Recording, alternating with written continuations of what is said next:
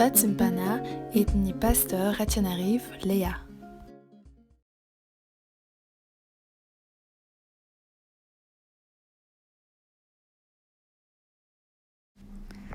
Vavakantsika tompoko, ory iray ny fahazavana izay tsy miletika, avy izahay mitondra ny fisaorana.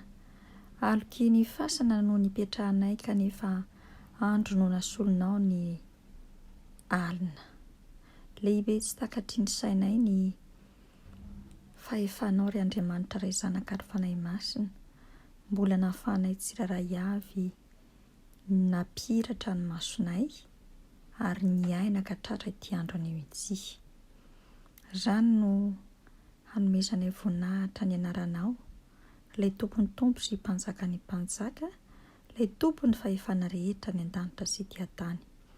Tsy misy tahaka anao eto amin'ity izao tontolo izao ity fa osika sy halatahaka avokoa izay rehetra milaza fa manana ny fahefana mihoatra noho ianao izay nahary ny lanitra sy ny tany, Andriamanitra iray io.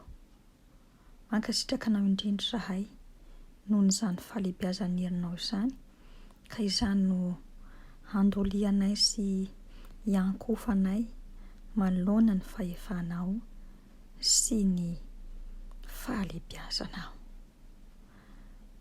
Miarahaba anao mpanetreteny zahay ilay tompontompo sy mpanjaka ny mpanjaka, ary dia aidino ireny fanahinao masina ao aminay tsiraray avy. Haizanay mandray ny teninao amin'ny alalan'izao vatsim-panahy izao satria zava-poana ny fiainanay raha tsy eo ny teninao, ary tsy misy dikany aminay ny teninao raha tsy inonay ny hafatra izay ampitondrainao ny mpanomponao. Dia mitendena ary tompo malala ho ry Jesosy Kristy tompo amin'ny alalan'ny fitsilovan'ny fanahinao masina, amin'ny fitarian'ny fanahinao masina. Alleluia, amen. Fifaliana mandrakariva no hanononana ny fahasoavana sy ny fiadanana avy amin'Andriamanitra iray sy Jesosy Kristy tompo, ary ny fampiraisana avy amin'ny fanahy masina ho antsika tsiraray izay miaino izao vatsim-panahy izao. Ny tenin'Andriamanitra izay hanorenantsika ny vatsim-panahy dia ao amin'ny filazaon-tsaran'ny Jaona, toko 9:7. L'Évangile selon Jean chapitre 6 verset 47. Vakina amin'ny anaran'i Jesosy.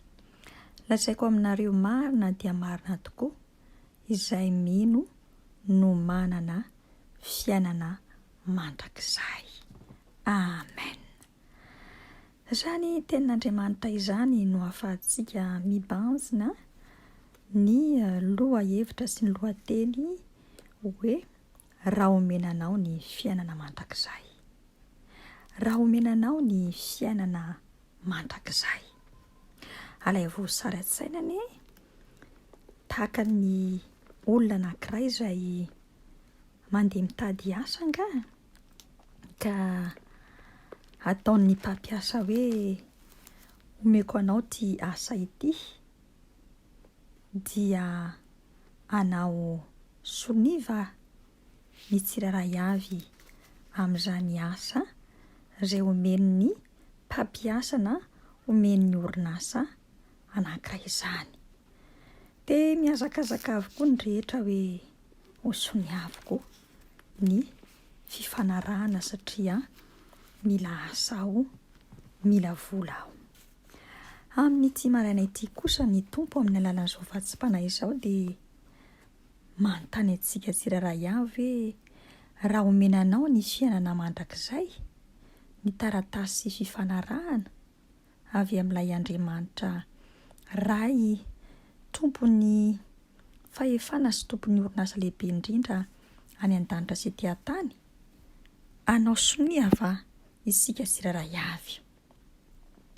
Dia mamaly angamba ny sasany amintsika hoe rehefa maty izay vao misy izany fiainana mandrakizay izany. Ny sasany indray dia mamaly hoe ny fiainana mandrakizay tsy izy fa ny ety an-tany ny fiainana mandrakizay. Ny sasany indray milaza fa Zany fiainana mandrakizay zany anie tsy maintsy misy osintsika ny priape. Ao indray ny sasany mamaly hoe ny fiainana mandrakizay dia tena misy fa tsy misy intsony ny fahoriana sy ny fijaliana ary tsy misy ny aretina. Samy manana ny valiteny izay amalitsika izany atao hoe fiainana mandrakizay izany tsika. Fa androany ny tenin'Andriamanitra dia manokatra eo anatrehantsika ny taratasy fifanarahana hoe raha omenanao ny fiainana mandrakizay. Dia ny ety ambonin'ny tany dia efa tokony eritreritra mantsy tsika fa misy izany fiainana mandrakizay izany ho an'ny olona izay mahafantatra an' Jesosy Kristy Tompo, ho an'ny olona izay milaza fa kristianina sy mpanaradia an'i Jesosy Kristy Tompo. Ary ny olona izay manaradia an'i Jesosy Kristy Tompo ka tena nandray tokoa ny an'i Jesosy Tompo sy mpanapaka ny fiainany dia mazava ho azy fa tokony resy lahatra izy fa ny fiainana mandrakizay dia iainana sahady ety ambonin'ny tany ary mitohy izany rahatray any an-danitra eo anilan'Andriamanitra Ray sy Zanaka ary ny fanahy masina. Raha ny olona izao tontolo izao na ny mpikaroka mahay sy malaza eto amin'izao tontolo izao dia betsaka ny mitady vahaolana sy mitady fomba mba hahazony tombonandro lava iainany amin'ny maha olombelona azy. Ary dia itsika koa izay mihaino izao vatsim-panahy izao dia mety milaza ary milaza itsika hoe te hiaina andro lava maro eto amin'ity tany ity. Hiaina andro lava maro eto amin'ity tany ity, hanao ny sitrapony iza anefa? Hanao ny sitrapon'Andriamanitra Ray Zanaka ary fanahy masina sa hanao ny sitrapon'ilay devoly Satana sy fahavalo ka haka ny fahafinaretana sy mitady ny fahafinaretan'ity nofo ity ka mahatonga ny fahapotehan'ny nofontsika sy ny fanimbantsika ny tempolin'Andriamanitra. Satria mila tsarovatsika fa izao sy anao itsika tsirairay avy dia Andriamanitra Ray no namorona antsika ary natao nitovy endrika tahaka azy itsika dia nasiany fofinaina mahavelona matoa isika tahaka izao. Andriamanitra mihitsy no manome antsika safidy tsara dia ny fiainana mandrakizay miaraka aminy manomboka izao anio izao ary mandrakizay. Mifanohitra amin'izany nefa ny zanak'olombelona satria ny zanak'olombelona dia mamorona sy mitady paradisa ho azy ahafahany mivelona araka ny sitrapony sy araka izay irian'ny fony, izany no akabeazan'ny tanterahan'ny olona eto amin'ity izao tontolo izao ity. Mila mahatsiaro nefa tsika fa ny fifandraisana amin'Andriamanitra dia nisy tokoa ny fahatapahana izany satria tamin'ny nahariana Andriamanitra an'izao tontolo izao dia nisy ny tsy fankatoavan'ireo izay olona noforonina ka na dia efa norarana aza hoe aza hohanina ny voankazo izay voarara dia inona no nitanterahan'ny zanak'iny tsy fankatoavana na natanteraka ihany izy nihinana izany voankazo voarara izany ary izay no nahatonga ny tenin'Andriamanitra voasoratra ao amin'ny bokin'ny Genesisy 3:22 amin'ny anaran'i Jesosy ary hoy Jehovah Andriamanitra, indro ny olona efa tonga tahaka ny anankiray amintsika ka halala ny tsara sy ny ratsy ary ankehitriny andrao haninjitra ny tanana izy ka hakany koa ny hazonaina ary hohaniny ka ho velona mandrakizay izy. Tsarovy ry havako fa ny tsy fankatoavantsika ny sitrapon'Andriamanitra amin'izao vanim-potoana iainantsika izao, ny fananantsika toe-po sy toe-tsaina manohitra, na koa isika amin'ny teny baiko hoe esprit de rebelle, dia mitarika antsika na dia milaza fa mpanaradian'i Jesosy tsika, mino an'i Jesosy tsika, mpanompon'Andriamanitra itsika amin'ny lafiny maro samihafa, dia lasa rebelle tsika manoloana ny sitrapon'Andriamanitra. Eo am-pianona ny tenin'Andriamanitra ny sy ny sitrapony tsika manaiky fa ny zavatra izay tanterahantsika kosa dia mifanohitra amin'izany sitrapon'Andriamanitra izay ambarany amintsika izany. Andriamanitra nefa dia efa nanomana lalana sy planina tsara ho antsika zanak'olombelona, dia ny famonjena an'izao tontolo izao tamin'ny alalan'i Jesosy Kristy Tompo.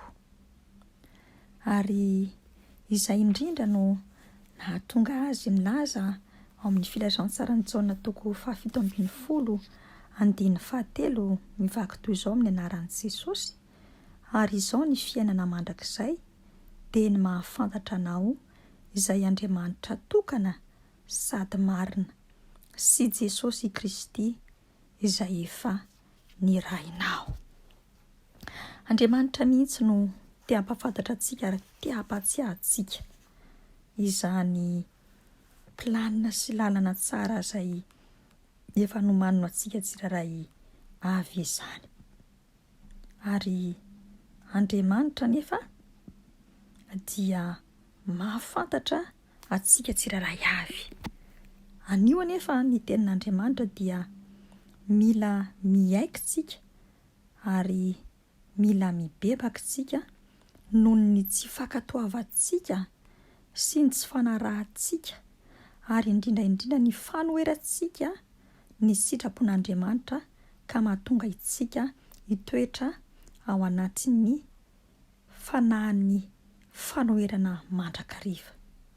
Fa rehefa mibebaka itsika mangataka ny famindram-pon'Andriamanitra dia mahazo ny famelan-keloka.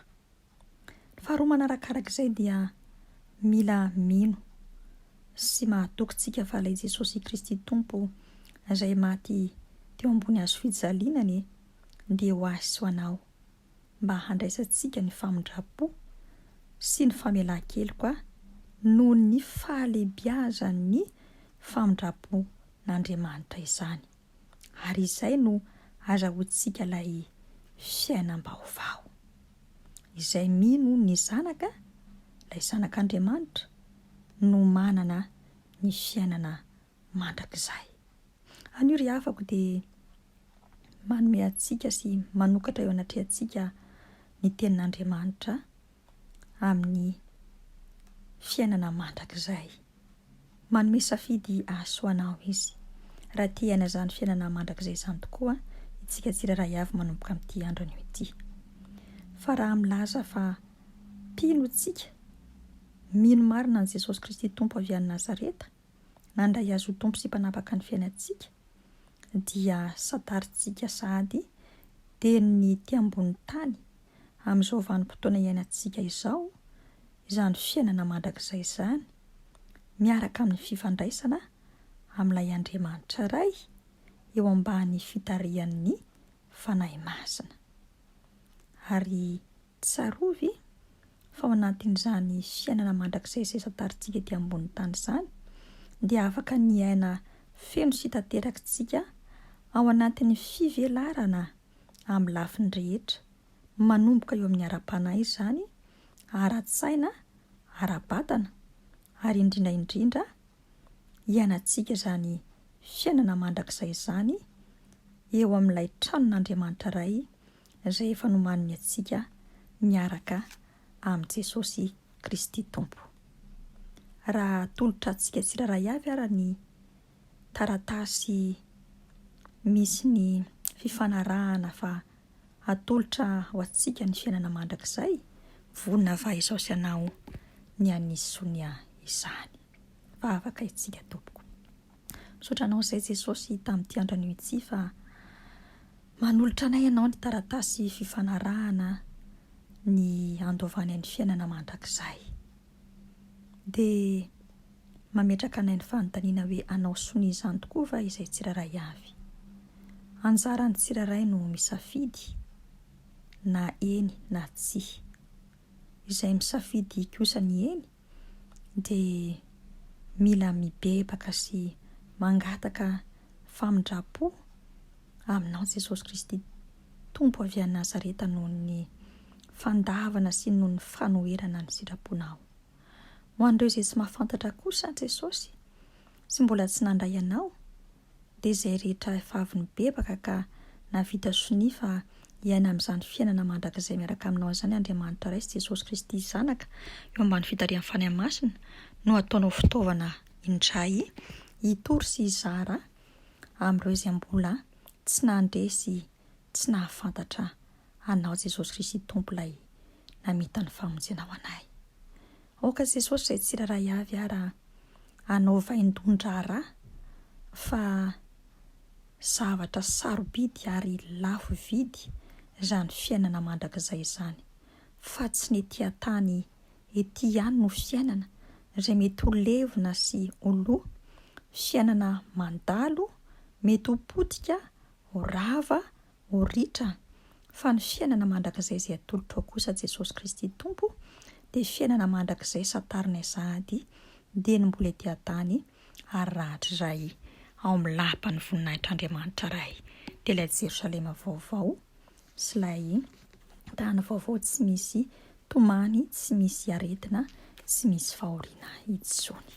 Mankasitraka ry tomponay sy mpanjakanay ary dia aoka ny tsiraray avy haisafidy manomboka amin'ity andronio ity dia ho tanteraka aminay tsiraray avy ny tsodraninao masina manao hoe ary izao ny fiainana mandrakizay dia ny mahafantatra anao izay Andriamanitra tokana sady marina. Mandehana amin'ny fahamarinana sy amin'ny fikatsahana ny tavan'i Jesosy Kristy tompo avy any Nazareta. Ho anao kosa ny tera sy ny ajara voninahitra mandrakizay